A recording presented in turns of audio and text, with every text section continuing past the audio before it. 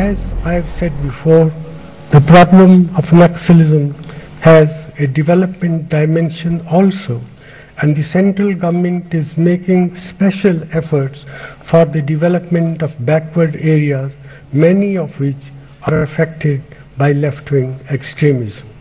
The central and state governments have to work together to confront the challenges to our internal security, and we will strive hard for greater coordination not only between the center and states but also between states.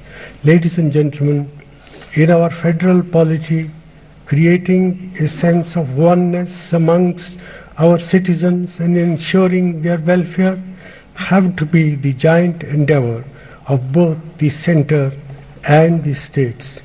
Together, over the last few years, we have taken several steps to ensure greater involvement of our people in the affairs of the nation. Our policy of engagement has helped secure peace in many areas that had experienced considerable violence in the past. The tripartite agreement for setting up the Gorkhaland Territorial Authority and several suspension of operations agreements in the Northeast have helped bring peace and helped bridge a divide in perceptions. Our interlocutors for Jammu and Kashmir and the Northeast are exploring ways of finding political solutions and creating a more durable peace for a stronger India. However, major challenges still remain. Our democracy has struck deeper roots in recent years with the strengthening of local governance institutions and a more informed and active citizenry. Jharkhand has held panchayat elections after decades. The people of Jammu and Kashmir turned out in large numbers for the panchayat elections held this year, including in areas that have experienced militancy. The active interest displayed recently by the people in the national debate on corruption augurs well for the future of our country. Security from internal and external disturbances is a sine qua non for a nation state, and steps to ensure this have always been accorded the highest priority in government. Security matters have been regularly reviewed and discussed jointly with state government. We have also taken up security issues with our neighbors, and I am happy that some of our neighbors have extended cooperation, which has proved helpful in controlling violence in the Northeast. However, concerns remain, and these will continue to be addressed. Ladies and gentlemen, on the development front, we have taken several steps to ensure higher growth coupled with greater inclusion.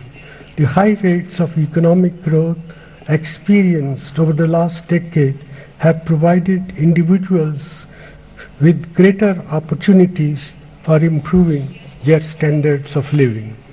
Under major initiatives like the Mahatma Gandhi National Rural Employment Guarantee Act, the National Rural Health Mission, Bharat Nirman, and the Right to Free and Compulsory Education Act, direct action has been taken on an unprecedented scale to secure benefits to those who need them most. The Forest Rights Act has helped address a long-standing inequity in the treatment of forest dwellers. Our government is moving forward with legislative proposals for securing a better deal for the people where land acquisition becomes unavoidable in the larger national interest, and also for sharing the benefits of mining operations with persons who have occupation and traditional rights in such areas. The needs of minorities were highlighted by the Sachar Committee, and concerted efforts have been made to address them through initiatives like the new 15-point program, the scheme for multi-sectoral development of minority concentration districts, Kasturba Gandhi Balika Vidyalayas, and the National Commission for Minority Educational Institutions. We need to identify and address the causes of radicalization of some of our youth. Very clearly, lack of productive employment opportunities for our young men and women is one factor which aids such radicalization. Education and skill development opportunities have a major role to play in addressing this problem.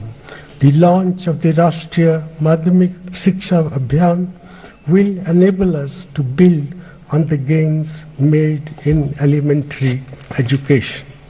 We have made efforts at providing more opportunities with greater inclusion in higher education. We hope these measures will help our youth harness the opportunities that a growing economy like India provides. Whether we are able to reap the benefits of our large population of young people would depend critically on the kind of skills we are able to impart to them. Our skill development initiative is aimed at equipping our youth with the right kind of skills. Several measures in this regard, ranging from more institutional training and vocational education in schools to reforming the apprenticeship law and leveraging opportunities for non-institutional training, are at various stages of approval and consideration. Ladies and gentlemen, in dealing with civil disturbances, which is one of the agenda items of today's meeting, we should keep in mind that excessive use of force often proves counterproductive. We need to distinguish between criminal activities and misguided discontent that finds unlawful expression. It is with this intent that the Home Ministry has circulated instructions for dealing with crowds in a non-lethal manner. I urge the Chief Ministers to ensure that these are made operational by appropriately equipping and training the police forces. Ladies and gentlemen, it's a matter of great satisfaction that in recent years, relations among various communities have by and large remained harmonious. Members of this Council have played an active role in ensuring that people respond with maturity to developments that may otherwise flare up communal tempers. Nevertheless, we need to maintain a continuous vigil in this regard. We also need to recognize that members of minority communities often have a perception of being unfairly targeted by law enforcement agencies in the aftermath of unfortunate incident. While law must take its own course, we need to ensure that our investigating agencies are free from bias and prejudice of any kind. The media also has to play an increasingly important and constructive role in promoting peace and harmony in our society.